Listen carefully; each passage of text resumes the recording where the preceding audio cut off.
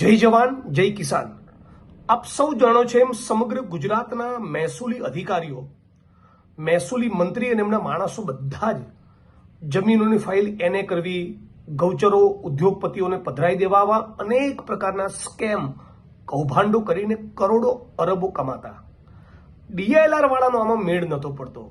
District inspector of land records કચેરી અને એના સંબંધિત અધિકારીઓને જોઈએ એવી મલાઈ નથી મળતી।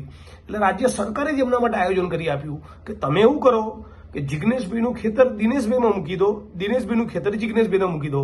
એટલે જિગ્નેશભાઈ ને દિનેશભાઈ બે પૈસાનું બંડલ લઈને DILR કચેરી આવશે અને કહેશે કે ભાઈ હતી એટલી મારી જમીન મને પાછી કરી નાખ, બીજું કંઈ સરકાર જોડેથી મારે જોઈતું નથી।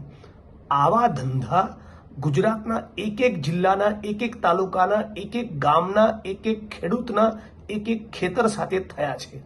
આ ખોટી ભૂલ ભરેલી ખોટી માપણીઓ નથી, એક રાજ્યવ્યાપી ષડયંત્ર છે। રાજ્યવ્યાપી ભ્રષ્ટાચારને વાચા આપવા માટે સરકારે પોતે ઊભું કરેલું એક ષડયંત્ર છે અને એના કારણે આખા ગુજરાતના ખેડૂતો બરબાદ થયા છે, વધુ બરબાદ થવાના છે। આ મુદ્દે આજની તારીખે નહીં બોલો તો તમારી આવનારી પેઢી એ પોતાના શેડા માટે અંદર લડશે, ભાઈ ભાઈની વચ્ચે કજિયા થવાના છે।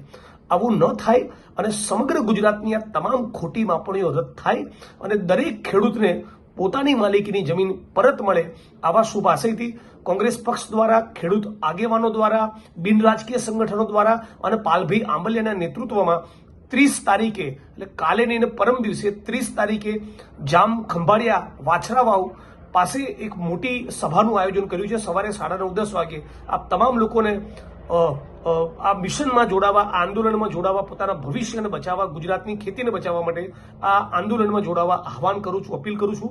30 તારીખે સવારે 9:30-10 વાગે જામ ખંભાળિયા મળીએ છીએ। જય જવાન જય કિસાન, જય સંવિધાન।